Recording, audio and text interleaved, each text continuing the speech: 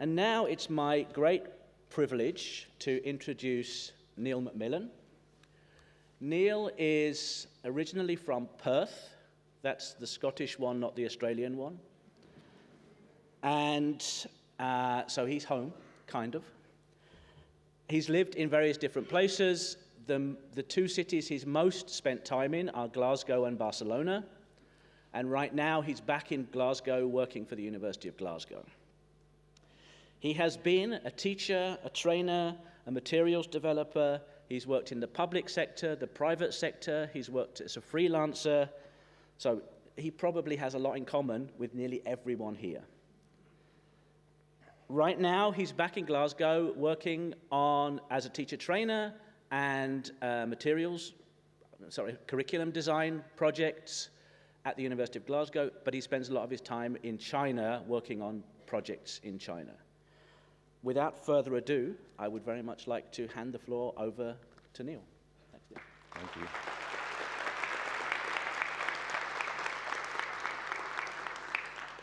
Thank you. I know Andy mentioned the fire alarm last night. He didn't say that we all got evacuated onto the street at 2 in the morning.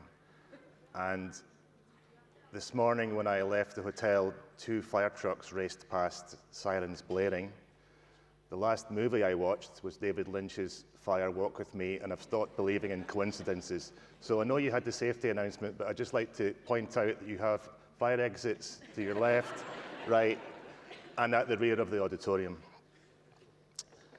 So thanks for that introduction. I am a great believer in the words of the indie band Pavement when they sang, "You've got to pay your dues before you can pay the rent." So I'm going to start by paying some dues. I owe a lot to the city of Barcelona, where I've spent the last 15 years of my life until I moved back to Glasgow last August. And there I helped set up a cooperative called Serveis Lingüístics de Barcelona, or SLB for short. And I'm sorry if this next part's going to sound like a weird episode of My Two Dads, but I have to kind of introduce a couple of people that had a big impact on me and probably explain why I'm here giving this plenary. So the first person I'd like to mention is Jeffrey Jordan. Jeff became a part of our cooperative around about 2015, and at that time he came to do a workshop with us. Now, I have to explain, the co-op is a group of freelance language teachers, but also people who do translations, materials design, etc. And we decided to form a co-op to try to organize our own work and mutually support each other, help each other with tax and things like that, as well as resources. Jeff came along and he gave a workshop on a new book that had just come out by Michael Long, and there's the book, Second Language Acquisition and Task-Based Language Teaching. And this was a big pivotal moment for me, because it crystallized a lot of things that I'd been going through my mind for years about how we teach language and what it is we're actually teaching. It made me reflect back on my career as a language teacher. And it was as a result of this that Jeff and I started talking about starting online, or writing an online course about task-based language teaching for teachers, which we set up and ran. But we set that up also thanks to the input of Michael Long himself. Mike sadly passed away in 2021, but he became a kind of consultant in our course. He was a guest tutor. That's a screenshot of him in one of our tutorials.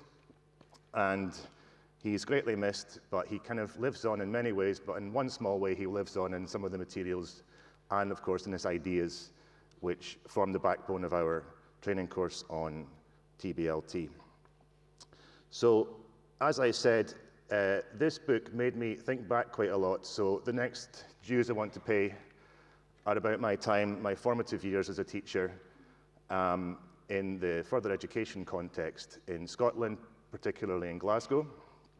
Now, like many of you, I got into teaching after doing a CELTA. My CELTA was very much focused on teaching with course books. It was focused on how to manage classes, and it was focused on how to present and then have students practice and produce. Remember those things, PPP, bits of grammar.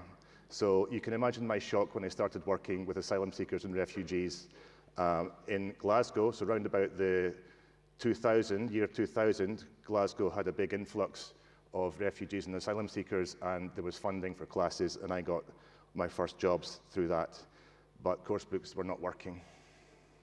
I don't know why, but we'll maybe explore that a little bit. However, it was thanks to cherished colleagues. I think 3 of them are here today. So people like Jennifer McDougall, who I still work with today, Ken McDougall, Steve Brown, who emphasized working with students in the classroom on things that were important to them in their lives outside the classroom. So I put this map, the Central Scotland Transport Network, as an example. I think I remember seeing Steve Brown use a version of this map with students, and the task was very meaning focused, very practical. It was, how can you explain a route from where you live to somewhere else you want to go? And that was it. Now, I was very inspired by that, and I tried to adapt my teaching to doing things with students like this. I didn't know this was TBLT until a lot later. So that's what Mike's book helped me do as well. Also, it's interesting that I think this is exactly the kind of task that Prabhu was doing in the late 70s, early 80s with children in India, and he's one of the pioneers of task-based learning. So a classic task, working with a map to plot a route. So something else about Jeff Jordan and Mike Long is that as Mike was getting very sick around about 2020, he managed to finish a book with Jeff called English Language Teaching Now and How It Could Be, a book that I heartily recommend. And they came up with this image or figure of the 4-headed hydra of industrial English language teaching. So these 4 heads comprise the publishing industry, teaching, teacher education, and testing, and they have a very interesting polemical argument about how this tends to throttle, this hydra throttles change in our industry. This is a theme that I'm going to come back to. Another thing I didn't know about Mike Long, and I found out very quickly, is that he was an anarchist. He was let's say, he was in love with Spain and the Spanish traditions of cooperatives, particularly in the Basque Country and in Catalonia. And I just posted here a picture of Mike with Noam Chomsky, who, as you probably know, is a linguist, but was also an anarchist. It was because of Mike's interest in cooperatives. He did a lot of writing for publications like the Anarcho-Syndicalist Review, that he was so interested in joining with us and helping us build the course. So we built this course with Mike's help.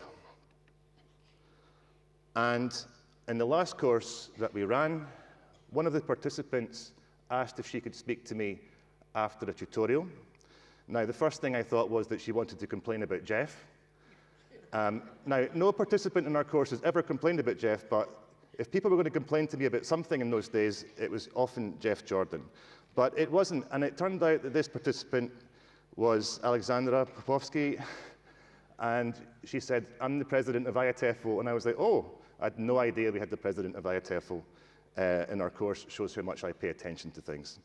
And she asked me if I'd come and do this, do a plenary talk at this conference on task-based language teaching. And my first reaction was, well, why me? And then I suggested, I think, a whole bunch of people that might be better qualified than me. I suggested Rod Ellis. I suggested one of his great collaborators, Natsuko Shintani, who's written some nice stuff about using tasks with young learners. I suggested Andrea Revej. I think we've had one of Andrea's students presenting here this week on task-based language teaching. I suggested Jane Willis, who is here, I believe, over there. I had the pleasure of meeting Jane earlier this week, and she told me that she had never been invited to do a plenary on task-based language teaching at this conference, which I thought was interesting. Well, there you go. I think she'd been invited to be president as she told me, a role that she strangely turned down. Can't imagine why. So I also suggested friends of mine. So this is Roger Gilabert from the University of Barcelona, a great authority on task-based needs analysis and task design. I suggested Alexandra Militska from the Open University of Catalonia, who I've worked with on a master's program that includes a TBLT module. I suggested Marta González Lloret, who is the pioneer on technology-mediated task-based language teaching. And I even suggested Prabhu, but sadly Prabhu passed away last year also. So another giant was gone from the TBLT world. I then thought, Jeff Jordan's not dead yet, so maybe we could ask him. And she said, we love Jeff Jordan unequivocally at IATEFL, but we want you to do it, Neil. We want a practitioner to do this talk. And then I heard that there was a payment, and I was like, get paid to do a presentation? Well, where do I sign? So here I am.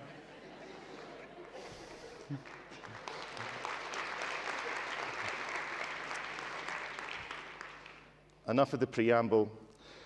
So Alexandra said to me, we want you to try to make task-based language teaching transparent to teachers. And I thought, well, why isn't it? And I thought, is it not transparent to all teachers, or is it just the section of teachers? Because, you know, our ELT world, as somebody was commenting yesterday, is huge and very, very diverse, so many contexts. But I started thinking about all the thousands of studies of TBLT, the millions of words written about task-based language teaching, both by academics and by mediators, by practitioners, and all the contexts that TBLT is applied in the world. Here are just a handful of them. So this is just a set of programs which made it into a study, a meta-analysis by Brajfonsky and Mackay. And this just shows a few TBLT programs from around the world. In the study were included programs from South America, 2 North America, 7, 1 from Africa, 3 from Europe, 17 from the Middle East, 9 from East Asia, 7 from Southeast Asia. But that's just scratching the surface, obviously. These are just studies of TBLT programs which qualified. But in that study, TBLT was rated in an overwhelmingly positive way, both by students and stakeholders. There's so much evidence to back the use of tasks in language teaching, and it is deployed around the world. So why do we have this question that still isn't transparent to teachers? So I kind of tried to scratch the surface a little bit. Why wouldn't it be transparent to teachers? And it occurred to me that most of the contexts on that map were K-12 institutions and universities, and there were only a handful of what were described as language institutes.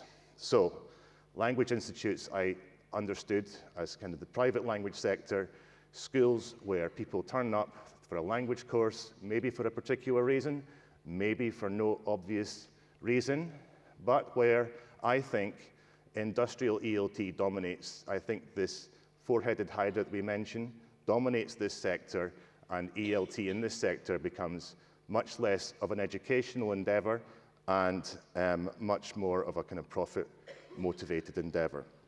And in these contexts, I think we find many teachers who have a minimum of training, perhaps 4 weeks on a CELTA course or similar, in which I think not only they don't get much of a look at TBLT, but they don't get much of a look at the theories of language acquisition which inform methodologies like TBLT. Yeah, I think probably these are the contexts where TBLT is least transparent to teachers. But that's not to say that it's transparent to teachers in other contexts either. And even in places like New Zealand, where there are explicit national language policies which advocate TBLT, you will find teachers. This is one example, a primary school teacher in New Zealand who, after a year of in-service training, complained that she still didn't know what a task was. I do doubt the quality of her in-service training if after a year of it she didn't know this. So I don't think it's rocket science. I don't even think it's rocket surgery. So we're going to take a look at something, and I'd like you to tell me if you think it's a task or not.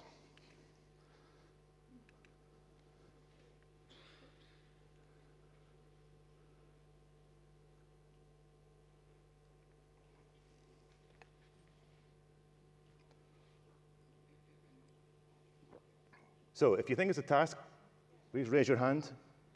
If you don't think it's a task, keep your hand down. If you're not sure, just do something like this. Yeah, if you think it's a task, no, yeah, most people seem to think it's a task. Anyone like to shout out a reason why? Meaningful? Yeah? They don't have to go to a shop and use that. Where are they going to use that? They don't have to go to a shop and use it. So real-life task-based learning, where's the purpose? What's the task for? What's the task for? Okay, can I come back to that question? Do you agree it's a task, but you think it doesn't have a real-life purpose? Yeah, and am I going to have to make a poster? I'm not going to ask you to make a poster, relax. Okay, let's take a look at some of the questions that we could use to decide whether or not this is a task. These are adapted from Peter Skean. So the first question, is meaning primary or linguistic form? I think we can all recognize that this is a meaning-focused task. Secondly, is there some communication problem to solve? We can conceptualize a communication problem as a gap. Here we might imagine that if I chose Mary Wollstonecraft, there's a kind of information gap. You want to know about her, I'm going to tell you about her, so this is the kind of communication problem that we're going to try to solve. Is it comparable to real-life activity? Well, some people in the audience would say no. I think you'll find that there are people in this conference who are making poster presentations, so there is some relationship to a real-life activity. I completely agree that this is a task for a general English environment. It's not a task for specific purposes, but I chose it for that reason, because it was found in a course book. So I think that might explain the reaction. No, don't worry. I have the same reaction to these things. Would task completion have priority? That's to say, could we say that when the poster was complete with all the ideas, that we say, well done, that's the task done, and then how do we evaluate it? Could it be assessed in terms of a communicative outcome? Of course it could. Does it communicate the ideas that the student has researched? But you could, of course, evaluate it in other ways. Let's get on to that. There are some negative questions that we can take from Skean as well. And I think he took some of these ideas from Jane Willis too. So these questions are framed like this. Does it give learners other people's meanings to regurgitate? I would hope not. Yes, you would have to research some ideas, but you would want to put them in your own way. Is it about language display? I don't think so. Would every student making this end up with the same result? Is it conformity-oriented? I don't think so. Is it practice-oriented? And finally, are specific language structures embedded into the materials? This, we can't answer by looking at this little box. We have to look at the wider context. And as I said, this task can be found in a course book. Now, I chose this course book for one reason. It was the course book I was given to teach in a summer school in Badalona near Barcelona last summer. That's the only reason I chose it. But I think it's kind of representative. So what follows is not a criticism of the course book, because it's not a task-based course book. I just think it's representative of what we find in many contexts around the world. And when teachers want to teach with tasks, this is what they find. Here is the task. It's actually alongside two other tasks. The students have a choice. But when we zoom out a little bit into the unit at large, you can see where it sits. Now, I think it was Justice Potter, was it, when he was asked to define obscenity? He said that he didn't know what it was, but he'd know it when he saw it. I do think that we know tasks when we see them as teachers. It's not that complicated. The problem is seeing them when these are the materials that we work with, right? Now, you could say that this unit starts with kind of a meaning-focused reading, but this reading text is quickly being mined for bits of language, for structures, in this case, participle clauses. What follows are a series of substitution activities and gap fills. And I think any teacher would be forgiven for thinking that the purpose of the task here is not really to practice doing a task, but it's to practice these particular structures. And the teacher might logically feel that the job of evaluating task performance might lie in saying how accurately the student used these particular pre-taught structures. okay? So this is what we call the synthetic approach to language teaching. You teach students explicit little bits of language, grammar structures in a certain sequence, and the expectation is that the students can synthesize all this stuff into a coherent whole with which they can then communicate. Task-based language teaching takes a very different view. Task-based language teaching starts from the premise that we need to have students doing things with language and not doing things to language. Using language and not talking about the language. Now, you're probably thinking the same thing as Mafalda. Yes, you can taskify the course book. And I think this is a great option for those of you who work in these circumstances where you don't have a lot of choices, all right? But choice is quite key here, isn't it? Freedom is quite key. So we can taskify the course book, we can move beyond it, but this involves, I think, a certain level of freedom. It involves not dancing to the tune that the synthetic grammar-based or lexical-based syllabus plays for us, and you need the freedom to do so. You need the freedom given to you by your school context, your director of studies, the restrictions of the syllabus that you're teaching. It's the #1 complaint of teachers who take our TBLT course. They tell me, Neil, I get TBLT, it's just, how do I do it in my context? How do I implement it? They feel like they are kind of puppet masters, or even secondary puppet masters, kind of pulling on the strings of their students to get them to, follow this synthetic type of syllabus. One thing you can do, I think, is stop being this puppet master. You can give up your central place in the classroom. You can give more time over to the task. You can try to avoid doing all this preliminary gap-filling type of stuff, and you can see where it goes. So, that's one thing that you can do, even in restricted circumstances. But also this involves, going backwards. This involves a little bit of knowledge, training, I think, to give you the confidence to do it. I'm just going to show a couple of findings. Well, it's one finding, really, or one conclusion of second language acquisition research, but it's expressed in two different ways. The first one is Nick Ellis. The bulk of language acquisition is implicit learning from usage. Most knowledge is tacit knowledge. Most learning is implicit, and the vast majority of our cognitive processing is unconscious. Now, Nick Ellis is an emergentist within SLA theory. The second quotation is from an article with a very different theoretical position, but the conclusion is almost the same. Implicit knowledge is in fact better than explicit knowledge. It is automatic and fast and is assumed to be more lasting. Okay? Synthetic approaches, such as we find in many course books, focus on explicit knowledge, giving students little opportunity to acquire language by using it. Task-based language teaching is not the only methodology which goes against this. There are others. We can talk about dogma, we can talk about project-based learning, we can talk about CLIL.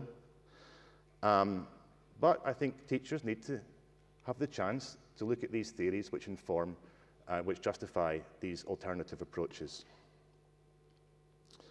What else? You need to believe it's okay to do this stuff. That students are not going to suffer by not looking in detail at the form and function of the 0, 1st, 2nd, and 3rd conditionals.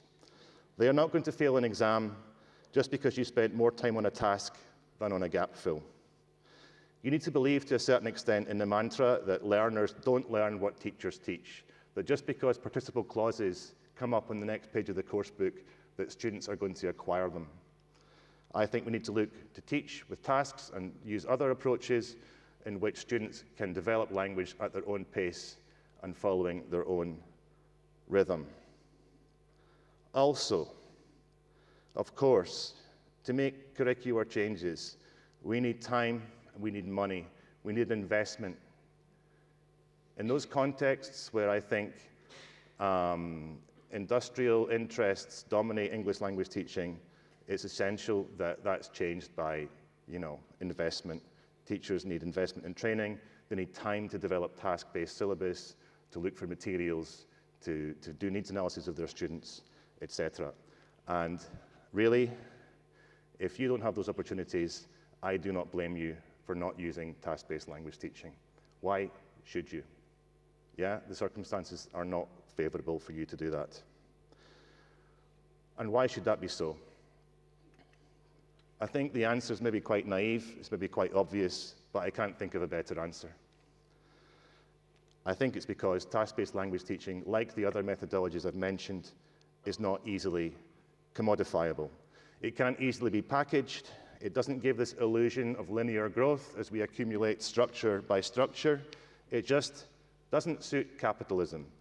Even though, as I think Evan Frendo has pointed out to me, it might help oil the wheels of capitalism, because in corporate training contexts, executives don't want PPP. They want task-based language teaching that helps them do things in English that they need to do in their work. But it doesn't suit capitalism. This is my position. So I think we need to stop acting as if methodology has been solved. At the risk of biting the hands that have been feeding me all week, I had a little dive into IATEFL plenary topics since 2015. I already heard from Jane Willis that she'd never been asked to do a plenary on task-based language teaching. I was interested to see how many talks had focused on methodology. And I found one in 2019. This is just the last 10 years, okay? I'm not claiming this is great research or anything like that, but I thought it might be interesting to do this. Now, there are many other things, of course, that were just mentioned once. I'm put in SLA because it relates to my talk, and the environment, because, of course, we are getting a talk on the environment today, and this is a talk about methodology, so that's some progress. But you can see the topics that seem to be of more interest. If we see the plenary topics as a kind of official framing of what IATEFL thinks teachers should be interested in. Okay? Obviously, around the fringes of the conference, there are many talks about TBLT and PBL and dogma and these things. I think it would be very interesting to dive into those and to see what proportion of our presenters want to talk about these things, because I think people do want to talk about these things. But why not on this platform? Nice to see poetry near the top. I'll come back to that. And of course, it's great that social justice is at the top of this list. I did lump a lot of things together in that top category. But I think there's an aspect of social justice that has been neglected. At this conference, we have had a talk by Alexandra Popovsky, president of IATEFL, or at least she was at the start of the week. Are you still? Vice President, right. You did a talk about teacher pay and conditions. But I think it's time now, I think, to put this on the big stage. So there are a number of issues that are very pressing for teachers about precarity, about the conditions under which they work. There's just a couple of headlines. So why not invite someone from the TEFL Workers' Union to do a plenary next year, talk about what's happening at the British Council, an institution that was once renowned for pay and conditions. Why not invite somebody from the UCU to talk about threats to staff teaching academic English at the University of Bristol and elsewhere? Paul Walsh started the debate about forming a Teachers as Workers SIG years ago. Can we, with all conscience, continue without such a SIG or without such a platform for these very important issues for teachers? Okay. It all got a bit too serious, so I don't want to deprive you of poetry, right? Because you can see it's been a really essential interest for IATEFL for the past 10 years, but there's nothing about poetry this year on the plenary stage. So if you'll forgive me for this, a little poetry break. This is a poem taught to me by my Grandpa Fraser. It starts like this. It's in Scots, so bear with me. I'll give you 3 variations, then a translation, okay? So it goes like this. Upon a hill I saw a coo. It must have moved, it's no there now. Where could it have gone? Now, it did occur to me that perhaps I'd misheard this poem from my Grandpa Fraser, and it might be this. Now, you'll notice this is a haiku. Upon a hill I saw a coo. It must have moved, it's no there now. I considered this version and I thought that can't be right. It doesn't really flow. It doesn't have a logical connection. Then I found out that in fact this was a real poem written by Scotland's infamously worst poet, William McGonagall. But his version, well, we'll have a look at it. His version is like this. On yonder hill there stood a coo. It's nae there noo, it must have shifted.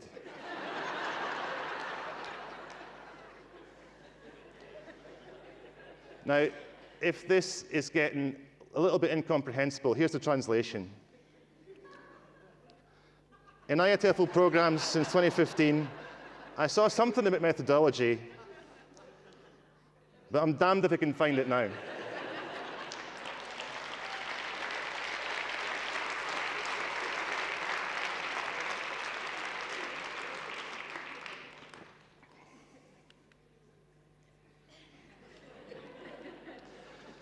But it's not the end of the animals, so I hope you'll bear with me. So basically, here's another animal. And we're going to take a look at a task. Okay? I'm sorry, this task has very little relevance to real-life situations either. Right. Or does it? So here's the situation. The problem is that since the 1950s and 60s in New York City, baby alligators have been given as presents, as pet presents, but being difficult to feed, snappy, etc., they often get flushed down the toilet. So they go into the abandoned subway system in the sewers of New York City, and there they survive, they breed, they proliferate, being hardy creatures. And they then pose a great danger to children who apparently fall down open manhole areas with surprising regularity. Homeless who live in the tunnels, and of course graffiti artists who create in the tunnels. So we need a solution to this. The solution has to involve two parts. First of all, we need some monitoring work done. We need to figure out how many of them are, of the alligators there are. We need to figure out what size they are, etc., how many babies there are, these types of things. We need to do some data collection, some quantitative stuff. And then we need to figure out an extraction plan. It has to be viable and humane, no alligators to be harmed, to relocate them to a newly built New York City zoo of human folly containing a number of exotic pets who are no longer wanted. So this is the task, and I'm going to give you a couple of minutes to think about a solution. Let me put it like this. You can just speak to the people next to you or just think about it. How would you do this? We needed a plan to identify the vital alligator data and then extract the animals safely. Money is no object. That's to say you've got unlimited budget, but no creatures can be harmed. And you have to remember this, that crocodiles born underground are often albino and blind. Okay? So, a couple of minutes, just speak to people next to you. How would you resolve this problem? I'll get back to you.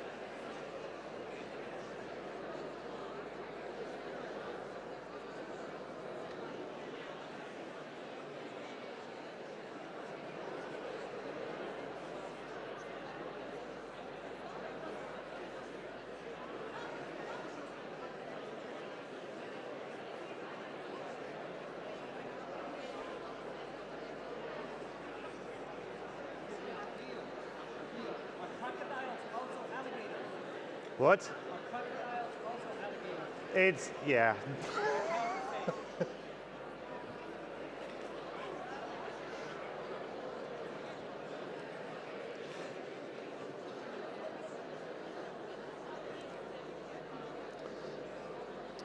Okay. Can I bring you back? Can I bring you back? Can I bring you back? I know it's a great task. I know you got really into solving this problem. I would love to pass the mic around and get some solutions, but I thought I would do it this way. This task has been done 3 times since I designed it, at least 3. I don't know if it's, you know, like the alligators, if it's proliferated since then. But the first solution was given to me by my 9-year-old nephew, Marcus McMillan. So this is solution number 1.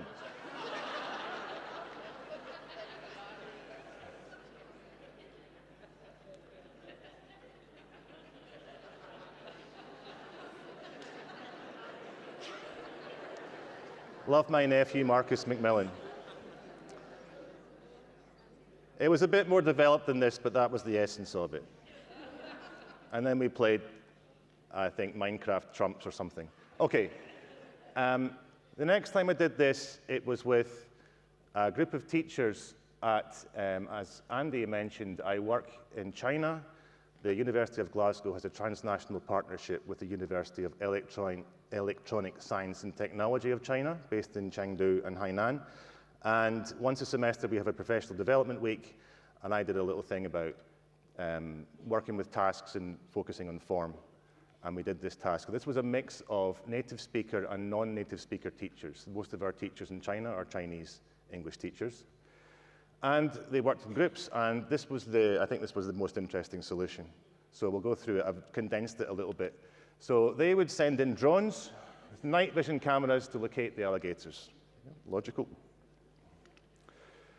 Research from the 80s has shown that mutated sewer-dwelling reptiles can become addicted to pizza.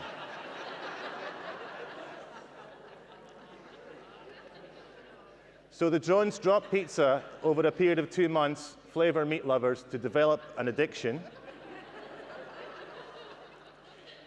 We know New York City is famous for pizza as well. That's another thing. A lot of excess pizza in New York City. This is environmentally friendly. It involves a lot of kind of recycling and reusing. What else? You then withhold the pizza for 4 days to create hunger and withdrawal. And then you lure alligators to the drop zone with mildly sedative-laced pizza. But I love this last part. I think it's the best. They remembered some key information about the alligators.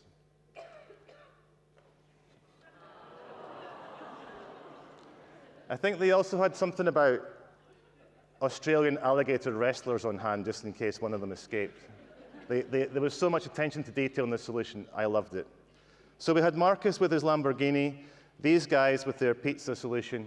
Finally, one of the teachers in the workshop took the task. Now, I designed this task thinking, this is just one of these tasks, you know, it's interesting, it's meaningful, but is it really related that much to a real-life problem? But one of the teachers took it and did it with some of the engineering students, our non-native speaker Chinese engineering students at the University of Electronic Science and Technology of China, otherwise known as UESTC, which we'll try to say from now on. And they came up with this. I'm joking. I just took this from this is from a random research article. However, it was something like this. They came up with a super sophisticated solution involving sensors, an electronic nose that could detect the difference between different alligators and count them and track them, and all sorts of mad stuff that I barely understand. So please don't sue me, this is not from that, but it's representing the solution they came up with. And it occurred to me, maybe this task isn't that bad after all. Maybe this task isn't just a little show-off task to do in a workshop. And it occurred to me that it was like a lot of tasks that work well in different contexts. It was a task that functions as a conduit. And the different participants who did it, Marcus, the teachers, the students, they all brought their own meanings to it. They brought their own knowledge. They constructed knowledge through using language and resolving the task. And I think, because my talk today hasn't really been about tasks for specific purposes, as I tried to imply at the beginning, there are lots of contexts in which teachers use tasks for specific purposes. But what happens when apparently there's no specific purpose? Perhaps tasks like this could be at the heart of general language education, assuming, and maybe we shouldn't assume, that no other specific needs exist. Okay. I think we saved the alligators. I don't know which way would be the more efficient. I might go with the engineers. But here's the million-dollar question. And this is always the criticism of TBLT. What about the language, Neil? When do they work on language? Do we give them a gap fill before they do the task? Can we give them a list of vocabulary? What do we do about language? And I think there are a number of ways that in TBLT language is focused on. Mike Long called it focus on form, but focus on form can take many forms. So I'd like to just look at some of these just now. Okay, one of the things we can think about to focus students on the language they're using come from pre-task options. Now, Jane Willis is a big advocate of this, also Peter Skian, who was very influenced by Jane's work. And the idea of doing these pre-task things as well, it's like they figured that if students are so focused on meaning in resolving the task, they forget about accuracy, they forget about using the right structure. So how do we get them to think about new language, about using language focusing on form? So in the pre-task, students could work on familiarizing themselves with the task, with the structure of the task, or the topic. Okay, we could give students models of the task performance they could be looking at to see how it's done. If it's a task they're already familiar with, they could talk about ways they've done it before. We can give them in the pre-task lots of relevant and rich input. We don't just, okay, maybe with more advanced learners, we can launch them straight into the task, but learners need input before we can expect them to produce. And Mike Long's article from 2020, it's in the list of references, focuses on this strategy of using elaborated or elaborated modified input, not simplified. One of Mike's biggest criticisms of course books is that you get impoverished input, it's simplified, or it's used and it's seeded with particular structures perhaps. But he said we can give students not authentic texts, but authentic texts that have been elaborated to make clearer the meaning of some of the key lexes, for example. Okay, I could do a whole hour on elaborated input. I just point you towards it just now because I think it's a fantastic way of having students focus on language in a pre-task. We can give students time to plan their task. Okay, so there's a lot of research on this, and maybe around 3 to 5 minutes is considered to be the optimum time to get students to plan their task. But you can ask them to plan things in different ways. They can kind of plan a strategy, they can plan language they might want to use. One thing Skian found, that when students are encouraged to be creative in their planning, this might encourage greater lexical range and more risk-taking with new language. So all of these, there are more, all of these pre-task options can impact positively on several measures, usually identified as the complexity, accuracy, lexis, and fluency of the output, or CAF. If you remember, CAF is a wee coo, actually. And also on their interlanguage development, that's to say, when they're exposed to new language that might be useful for the task, it might help them push forward their linguistic development. So that's stuff students can do before the task. In task options, some of these depend on manipulating the task before the students would do it, but for example, Skian advocates manipulating task characteristics. For example, if you make a task more structured or you use more familiar topics, this has been shown to push the accuracy and the fluency of task performance. Accuracy meaning, linguistic accuracy. If you require more complex decisions in your task, more interpretation, more transformation of the information in the task, this tends to push the complexity of what students produce. And you can also, and this is from a kind of alternative or let's say rival theory to that of Skian's, you can try to create cognitively simple to complex sequences of tasks. You can have the students do a simple version of the task first, But then you add more elements, you can add more reasoning demands in later versions of the task, and as they progress through these repetitions, they might be pushed to use more precise language, more complex language, to take more risks with new language. So that's another way that students can be encouraged to focus on form during the task. Oops. And you can adapt the type of task you do to encourage students to negotiate meaning. This is from a study by Pica et al. And one of the things that this study found was that tasks like jigsaw tasks, where students each have a piece of the solution and they have to collaborate to put that together, this tended to include more negotiation of meaning. Students had to really talk to each other, listen to each other, interact in such a way that they were focusing on understanding each other and clarifying vocabulary, etc., as they solved the task. So this could help. And this is focus on form, okay? And then, of course, we can have the teacher intervene with more focus on form with reactive feedback. And this was Mike Long's big idea, that you need to have immediate feedback when there's a communication breakdown or when students need a chance to upgrade or improve their language, okay? Now, it's controversial, this, because, of course, many of you teach in contexts where there are so many students and so much going on. How do you intervene all the time? So I would say this is not enough, but I'm giving you a range of things here, and I think this type of immediate reactive feedback is an important part of it. Let me give you an example. Another animal, big rat. So this was from a study by Muranoi, and you can see the kind of interchange here. The student says, I saw a rat, and the teacher just asks for a clarification. You saw what? A rat. Oh, you saw a rat. Now, you can see this is focus on form, but without breaking the communicative flow. This is within a focus on meaning. Okay? The big argument is, has the student noticed this? There's a whole debate about all that. But there are a number of ways that teachers can draw attention to form within this type of communicative flow, I think. Okay. Then we've got post-task options. You can have your students reflect, evaluate, report on their task performance. Another idea from Jane Willis is this reporting phase. I know in Jane's model it's not part of post-task, but I think we kind of mean the same thing. You can do the traditional thing, of course. You can have students discuss and correct errors collected by the teacher.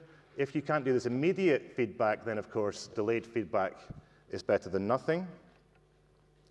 And very interestingly, you can have students repeat the task they've done. I've mentioned this kind of sequence of simple to complex repetitions, but also if you have the students repeat the task exactly as it was, see if they improve their language this time, maybe they get more fluent. You can have them repeat the task, the same procedure, but with different content. This has been shown to be effective.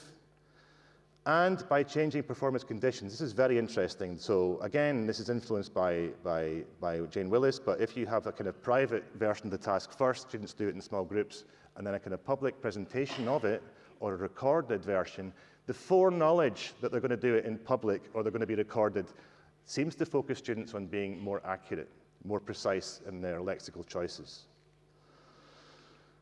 And you can have students transcribe, analyze transcriptions of what they could have said better, have a look at what they said. Now, I'm trying not to mention AI at all in this talk, but I'm going to have to mention there are so many great tools now like Whisper AI that allow you to do amazing transcriptions and recordings very quickly, and within the classroom, within a lesson space, you can have a transcription, students can be looking at what they said, and they can be discussing it. So these are post-task options. These are all ways, I think, we can have students focus on form, develop language as they are focused on meaning. So, is TBLT still transparent to teachers? Have we made a little progress? Mike Long liked to characterize TBLT as building the road as we travel. And I think that's great, but I think the problem is not that TBLT is not transparent to teachers. I think the issue is that we have many obstacles in the way. We have vicious alligators. We have giant rats. We have the ELT Hydra blocking the road. Where's the coup? On a hill. So, very quickly, I'm just going to go through some, I think, big asks for the industry. I think the industry needs to give us some task-based testing that's relevant. We have task-based testing. We have tasks in our language tests. We have them in Cambridge, for example. But do teenage students really want to write an email to their friends about what to do in Edinburgh? I'm not sure. We need task-based assessment that washes back positively. We need test preparation books that are not just drill and kill, death by gap fill. We need task books, not textbooks, for specific and nebulous purposes. I think the nebulous purposes, we could have this type of conduit task that I think is so, it draws in students' knowledge and what they want to say. We need investment in curriculum renewal in teachers and in learners. And we need teacher education that addresses theory and integrates that with practice, that doesn't treat TBLT just as an alternative lesson model to PPP. Big ask for TBLT as a field. Lots of work going on there. I'm just going to skip through this. I'll be very happy to share my references with people at the end, but there's lots of things for TBLT as a field to address. Other things we need more of, more things like this. Neil Anderson and Neil McCutcheon's book of activities for task-based learning, Marcos Benavides' Widgets Inc. course book. We need local resources, task banks, but also why not commercially published things? We need more of these things. We need more courses for teachers. Here are two examples, a free MOOC from the University of London on task-based reading, and a free course I was involved with, task-based teaching for the vocational sector. We need more stuff like this and better stuff than this. And then maybe we'll make some progress. And so I'd like to finish. Thanks very much for listening. That's my email address. There's an email there for our TBLT courses at SLB. That's the address of the IATBLT Task Bank, which is another resource that you can have a look at if you're looking for tasks to use with your learners. And finally, there's just a couple of addresses for teachers' unions. Just as TBLT emphasizes collaborative learning, I'd like to close by advocating collaborative action. Thank you very much.